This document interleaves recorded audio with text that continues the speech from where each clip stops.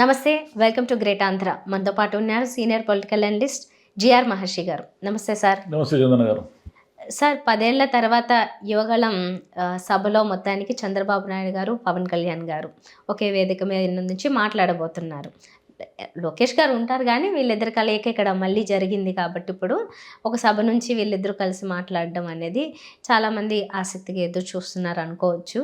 అసలు ఎలా చూడొచ్చు ఈ సభని? ఎలా జరగబోతుంది? ఎలా చూడొచ్చు అంటే, చంద్రబాబు నాయుడు గారు ఫస్ట్ టైం ఒక ప్రాంతీయ నేతతో, అంటే గతంలో మోడీ గారితో కలిసి అప్పుడు సభలో పాల్గొన్నారు కానీ, మీరు చెప్పినట్టు 10 ఏళ్ల క్రితం ఇప్పుడు పాల్గొన్నారు కానీ, అది అప్పుడు జనసేన పోటీలో లేదు. పోటీలో లేదు కాబట్టి అక్కడ చంద్రబాబు నాయుడు గారికి వచ్చిన ఇబ్బంది ఏమీ లేదు. అంటే తనకు సపోర్ట్ చేయడానికే పవన్ కళ్యాణ్ ఆ రోజు ఉన్నారు కాబట్టి.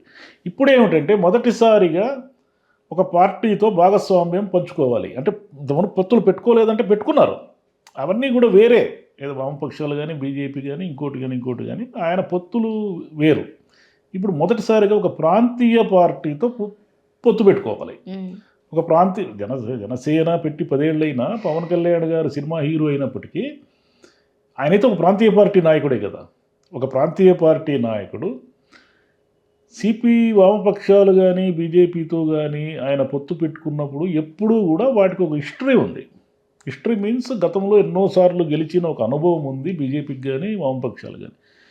ఏమీ గెలుపు లేకుండా 0 విక్టరీతో ఉన్న ఒక ప్రాంతీయ పార్టీ నాయకుడితో చంద్రబాబు నాయుడు గారు తన అవసరం కోసం అనండి, లేదా జగన్ గారిని ఓడించడం కోసం అనండి, మొత్తం మీద పొత్తులు పెట్టుకుని రేపు ఒక సభలో వాళ్ళిద్దరూ కలిసి మాట్లాడబోతున్నారు. ఏం మాట్లాడతారంటారా? ఫస్ట్ పాయింట్, మొదటి పాయింట్ వచ్చి జగన్ ప్రభుత్వాన్ని నియంతని, సైకో అని, ఈయన పాలనలో ఏం ఉండదని, ఈయన పాలన ఇంకొక 5 ఏళ్ళు ఉంటే అందరూ ఫినిష్ అని, ఇలా తిట్లు శాపనార్థాలతో స్టార్ట్ అవుతుంది ఆ సభ. తిట్లు శాపనార్థాలతో స్టార్ట్ అయిన సభలో మామూలుగా అభివృద్ధి ఆగిపోయిందని, అప్పులు చేస్తున్నారని, ఇవన్నీ రొటీన్గా చెప్పే డైలాగులు ఉంటాయి. ఇవన్నీ శాంతి భద్రతలు మేము వస్తే కాపాడుతామని, అంతే తప్ప ఏదో విధాన నిర్ణయాలు ఉంటాయని కానీ, మేము ఇన్ని సీట్లకు పోటీ చేస్తామని కానీ, జనసేనకు మేము ఇన్ని సీట్లు ఇస్తున్నామని కానీ ఇవేమీ ఉండవు, ఖచ్చితంగా ఉండవు అవి. అదేవిధంగా మేనిఫెస్టో అంటే రేపు తాము వస్తే ఏం చేస్తాము, జగన్ గారి ప్రభుత్వాన్ని విమర్శిస్తారు, ఆరోపణలు చేస్తారు, అంతా అవినీతిమయమైందని అది ఇదని తిడతారు. న్యాచురల్, అవి ఏం చెప్తారో మన ముందే తెలుసు, ఎందుకంటే ఆల్రెడీ అన్ని సభల్లో ఏం చెప్తున్నారో రేపు జరిగే సభలో కూడా ఇంచుమించుగా అదే చెప్తారు.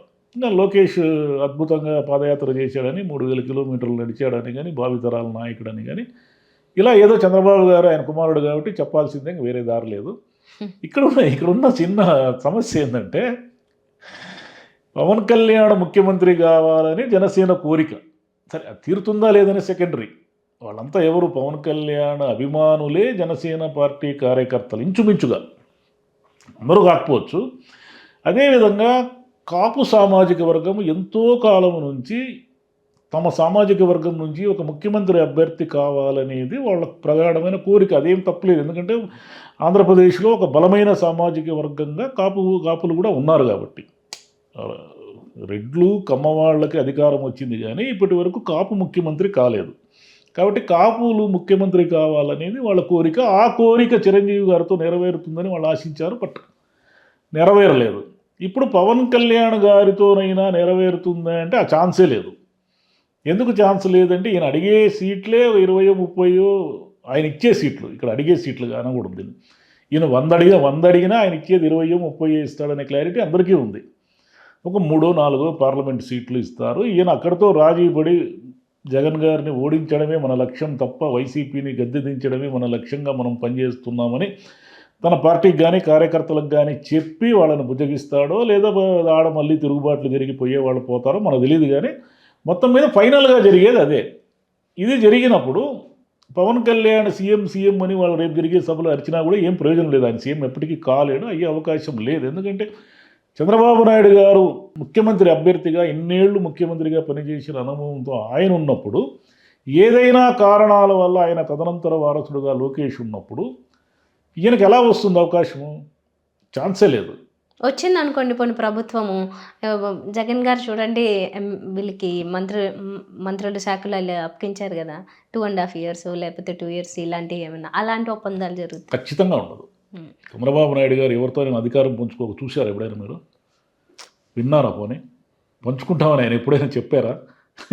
కాబట్టి చంద్రబాబు నాయుడు గారి ఒక 40-50 ఏళ్ల పొలిటికల్ గ్రాఫ్ని, హిస్టరీని తీసుకుంటే ఎట్టి పరిస్థితుల్లోనూ ఆయన ముఖ్యమంత్రి పదవిని ఎవరితోనూ పంచుకోరు. మహా అయితే ఏదైనా ఈయన జనసేన సీట్లు గెలవడము, సమీకరణలు మారితే పవన్ కళ్యాణ్ గారిని ఉప ముఖ్యమంత్రి చేసే అవకాశం ఉంది. ఆ ఉప ముఖ్యమంత్రికి కూడా ఏమి పవర్స్ ఉండే ఛాన్స్ లేదు. ముఖ్యమంత్రికే ఉంటాయి మేజర్ పవర్స్ అని. ఇప్పుడు చాలామంది ఉప ముఖ్యమంత్రులు పెట్టారు. ఇప్పుడు వైసీపీలో కూడా ఉప ముఖ్యమంత్రులు ఉన్నారు. వాళ్ళకి ఏమైనా పవర్స్ ఉన్నాయా? వాళ్ళు ఏదన్నా పవర్ఫుల్గా యాక్ట్ చేయడం అందుకే చూసారు? నేను డిప్యూటీ అనలేదు. కాలం డిప్యూటీ సీఎంలు ఉంటారు కానీ ఇప్పుడు తెలంగాణలో ఉన్నారు కానీ వాళ్ళంటే కాంగ్రెస్ అనే జాతీయ పార్టీ కాబట్టి అక్కడ ఏదైనా పైన నుంచి అధిష్టానం నిర్ణయాలు తీసుకుంటుంది కాబట్టి ఇక్కడ కొంత పవర్స్ ఉండేదానికి అవకాశం ఉంది. కానీ ప్రాంతీయ పార్టీల్లో ఉప ముఖ్యమంత్రులకి ఎట్టి పరిస్థితుల్లోనూ పవర్స్ ఉండవు, ఉండే ఛాన్స్ లేదు. పైగా ఏ లెక్కన చూసినా కూడా ఇప్పుడు వైసీపీ ప్రభుత్వానికి గట్టిగా పోరాడగలిగే క్యాడర్ కానీ, శక్తి కానీ, హిస్టరీ కానీ ఏది చూసినా టీడీపీకే ఉంది తప్ప జనసేనకు ఎంత మేరకు ఉంది? జనసేన ఇంకా రుజువు కాలేదు జనసేన శక్తి అంతనేది. ఎందుకంటే గత ఎన్నికల్లో వాళ్ళకు ఒక 10-15 సీట్లు కనుక గెలిచి ఉంటే, వాళ్ళ ఓటింగ్ శాతం బాగా ఉండి ఉంటే, 1-2 పార్లమెంటు సీట్లు గెలిచి ఉంటే వాళ్ళ గ్రాఫ్ వేరే ఉండేది. నాయకుడితో సహా అందరూ ఓడిపోవడం వల్ల వాళ్ళకి డిమాండింగ్ పవర్ ఏముంది? ఎలా ఉంది? ఇప్పుడు ఇక్కడ బీజేపీతో 8 సీట్లు తీసుకున్నారు, 8 ఓడిపోయారు. కాబట్టి ఓటమి అనేదే ప్రధాన ఎజెండాగా నడుస్తున్న జనసేన పార్టీకి డిమాండింగ్ పవర్ కూడా ఉండదు. చంద్రబాబు నాయుడు గారే అవి కూడా డిసైడ్ చేస్తారు. ఇదంతా కూడా జనసేన అలయన్స్ అనేది ఉన్నప్పటికీ మేజర్ షేరు, మేజర్ రోలు, ఆ మొత్తం నిర్ణయాల్లో ప్రధాన పాత్ర చంద్రబాబు నాయుడు గారే ఉంటారు. ఎందుకంటే వైసీపీని గద్దెదించి వెంటనే తాను ముఖ్యమంత్రి కావడం అనేది ఆయన లక్ష్యం. వైసీపీని గద్దెదించాలి అంటే పవన్ కళ్యాణ్ 3వ పార్టీగా పోటీ చేస్తే డేంజర్. ఈ 2 ఓట్లు చీలిపోయి మళ్ళీ ఆయనే గెలుస్తాడని ఒక భయం ఉంది. ఆ భయం ఎట్లంటే ఈసారి కనుక మళ్ళీ వైసీపీ వస్తే చంద్రబాబు నాయుడు గారి పొలిటికల్ కెరీర్ దాదాపు అయిపోయినట్టే. ఎందుకంటే నెక్స్ట్ ఎలక్షన్ నాటికి ఆయనకి ఏజ్ 77-70 వచ్చేస్తాయి ఏజ్. అంటే ఏజ్ దృష్ట్యా కూడా ఇక గట్టిగా శక్తి ఉండదు కదా ఒక మనిషి ఎంతకాలం అని. మనకు నేచర్ కదా, వయసు దృష్ట్యా ఉన్న వయసులో ఉన్నప్పుడు ఉన్న శక్తికి ఒక 70 ఏళ్ళు 80 ఏళ్ళు దాటితే వచ్చే శక్తికి తేడా ఉంటుంది. అందువల్ల ఆయన ఈసారి అధికారంలోకి రావడం అనేది ఆయన చాలా ముఖ్యం. అధికారంలోకి వస్తేనే లోకేష్ కోసం ఆయన పొలిటికల్ కెరీర్ని, పొలిటికల్ భవిష్యత్తుని ఈయన నిర్ణయించగలుగుతారు. ఈయన అధికారంలోకి రాకుండా ఇంకొక 5 ఏళ్ళు కనుక ఉంటే మొత్తం ఆ పార్టీని డేంజర్లో పడుతుంది. అందుకని ఆయన జనసేనకి బలము లేదని తెలిసినప్పటికీ పవన్ కళ్యాణ్కి ఒక కన్సిస్టెన్సీ అంటే ఒక గట్టి నిర్ణయం తీసుకునే శక్తి లేదు, ఆయన హఠాత్తుగా నిర్ణయాలు మార్చుకుంటాడు అనే డౌట్ ఉన్నప్పటికీ కూడా వాళ్ళిద్దరూ కూడా కలిసిపోయి రేపు సభలో పాల్గొనడము, లేకుంటే రేపు ఎన్నికల్లోకి వెళ్ళడం కూడా ఇదంతా ఎందుకు జరుగుతూ ఉందంటే అంతిమ లక్ష్యం చంద్రబాబు ముఖ్యమంత్రి కావడమే. పవన్ కళ్యాణ్కి ఏదో ఒరుగుతుందని కదా, ఆయన ఇంకా ఊరికే అంటూ ఉంటాడు నేను ఇంకా 10 ఏళ్ళు పోరాడతా, 20 ఏళ్ళు పోరాడతా, 30 ఏళ్ళు పోరాడతా. అసలు నీ పోరాటమే గెలుపు దిశగా ప్రారంభం కాలేదు. పవన్ కళ్యాణ్ గారు చేస్తున్న తప్పే ఒక ప్రాంతీయ పార్టీగా, ఒక నాయకుడిగా అట్ వాట్ కాస్ట్ మనం గెలవాలి అనే మూడు కాదు ఆయనది. అందువల్లే ఆయన తెలిసి తెలంగాణలో ఓడిపోయారు.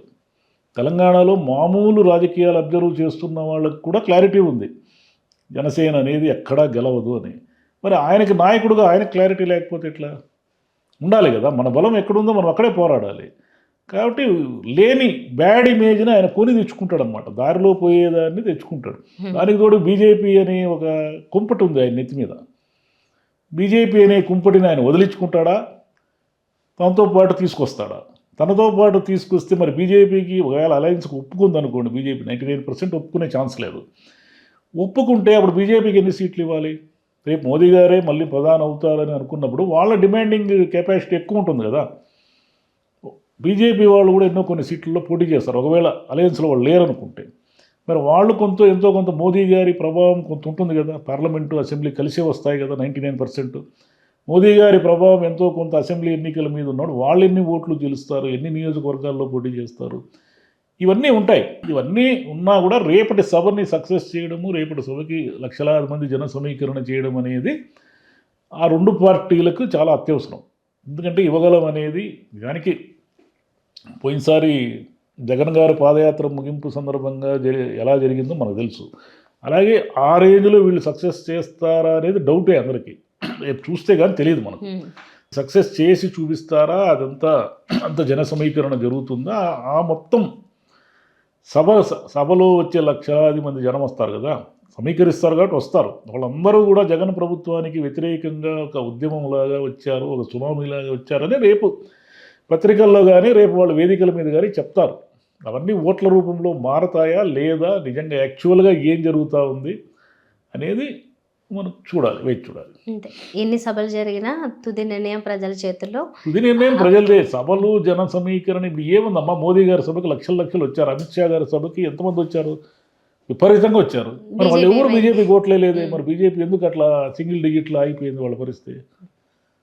గెలిచిన బీజేపీ వాళ్ళు కూడా పార్టీ కంటే కూడా స్వతశక్తితో గెలిచిన వాళ్ళు. ఇప్పుడు కేసీఆర్ గారిని రేవంత్ గారిని ఇద్దరిని ఓడించాడే ఆయన కేవలం తన సెల్ఫ్, ఆయనకున్న వ్యక్తిగత ఇమేజ్ వల్ల ఇద్దరు ముఖ్యమంత్రులు ఓడించాడు ఆయన, ఒక ముఖ్యమంత్రిని, ఒక కాబోయే ముఖ్యమంత్రిని.